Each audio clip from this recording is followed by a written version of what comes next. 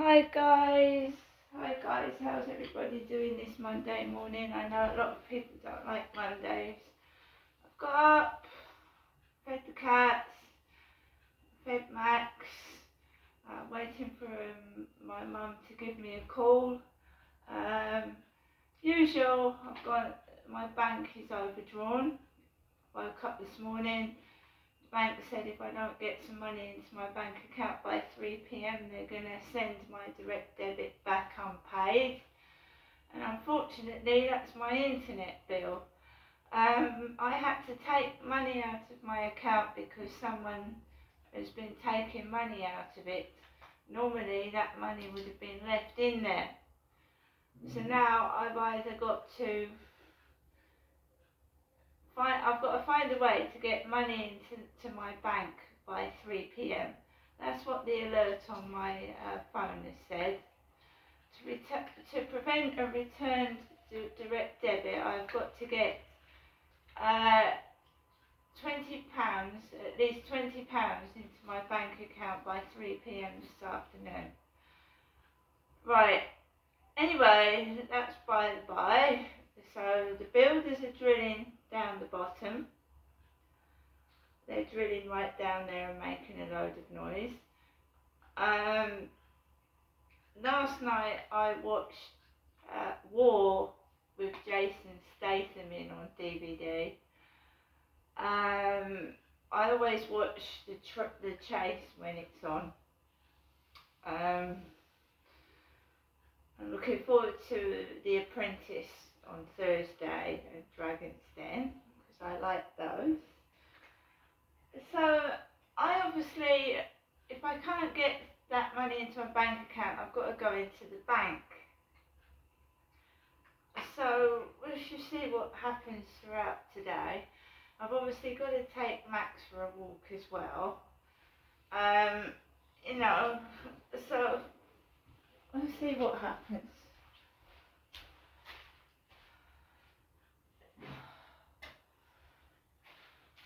I've got till 3 p.m. It's like one of those films on TV, isn't it? Somebody's life is so crap and shit. They keep having everything happen to them, and then you've got to get this money into the bank by 3 o'clock this afternoon. Otherwise I'm going to get my internet cut off.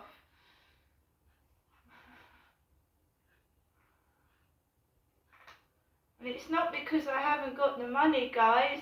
It's because I took my cash out because someone's been taking money out of my bank account. Hello, this is the alert I got this morning.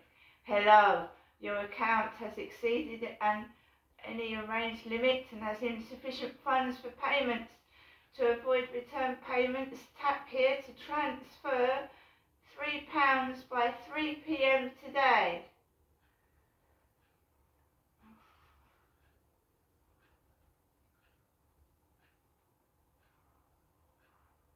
And it sends me to my bank app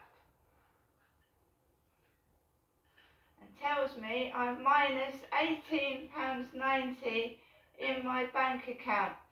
And I'm going to show you something. It's not because I haven't got the money, okay? Righty ho.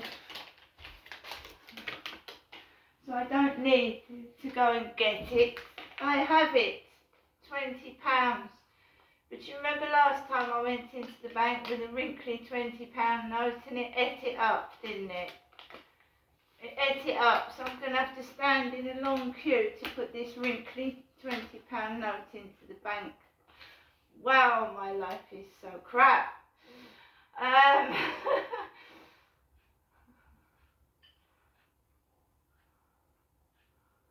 Right.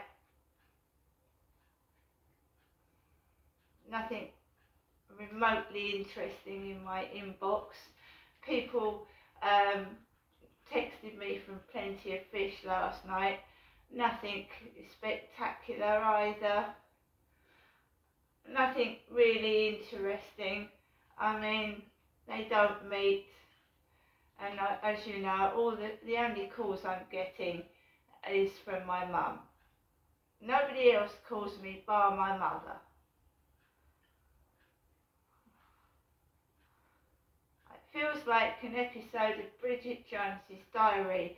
And on the way to the bank, I mean, I'm lucky it's not raining. I get water splashed all over me, no doubt.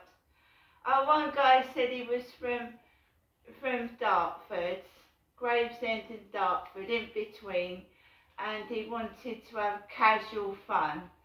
And I said, do you sleep around then? He said, obviously he does. I mean, I don't want that, do I? It doesn't say that on my profile.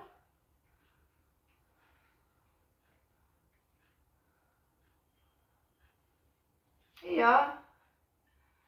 He said, I only sleep with those I fancy and those who like well-endowed men. And I said, I think I'll leave it. He went, that's cool. If you change your mind, give me a nod. You'll be 100% satisfied, I promise. And he doesn't charge. He doesn't charge.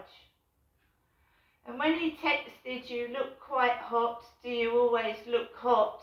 Dogs started barking outside last night. And they live in Northfleet, which apparently is in between Dartford and Gravesend. And I was allegedly raped, you know, and they took me to the Darrant Valley Hospital, Dartford. So it's somebody continually trying to upset me every day of my life, which I get used to now. Alexa, can you put LBC Radio on, please? LBC London from Global Player. Some of the more interesting clips of the week. Noting the positions you held, am I right in thinking that when Labour were in power, they were utterly convinced that the BBC was biased against them? When the Coalition were in power, they were utterly convinced. I think you see where I'm going with this. And now the Conservatives are in power, they're utterly convinced. This possibly is one of the strengths of the BBC. Richard? It goes with the job. I mean, when I was editor of Newsnight, I would get a call most nights that we had a political discussion from when Labour in power, the Labour spin doctor telling me how awful the programme had been. And on one occasion, I even said, well, maybe you better talk to the minister who's having a coffee in my office afterwards, saying it was a very good programme. That's the nature of the business. There's always conflict between broadcasters and politicians, and this is a big crisis, and it's inevitable that the coverage becomes part of the story. But the coverage is really secondary to what's actually happening. And I think journalists have to focus very much on finding things out and reporting them, and not worrying too much about the sort of the arguments they get from spin doctors saying, "Oh, you shouldn't be doing that. You know, move along. There's nothing to see." It's our job to report what's happening. Undoubtedly a political crisis for the Prime Minister. Lastly, Richard, the idea that the licence fee will be frozen, that even from Nadine Dorries the deal will be the last, does that mean a cash crisis for the BBC? Yes, it does, and it's a really big cash crisis. I mean, one estimate is it'll cost a couple of £1 billion over the next 5 or 6 years. And one talks about BBC cuts, and you think, oh, well, that's fine, we'll just trim a few presenters' salaries. But this is money that pays for sports rights, it pays for orchestras, it pays for local radio stations. If they make cuts on this scale, ordinary viewers, licensing payers who are used to the service they've got will discover that things have changed and they won't like it. But you're a canny operator. Is this an opening shot, do you think, Richard? Well, I hope so. I think the really worrying thing is that, as you said yourself, and your programme's made it really clear, this financial settlement and this announcement that the licence fee is going to be abolished, even though the government doesn't know how it's going to replace it, these big announcements appear to be linked up with the fact the government is watching television each night and getting cross. And that's no way to make broadcasting policy.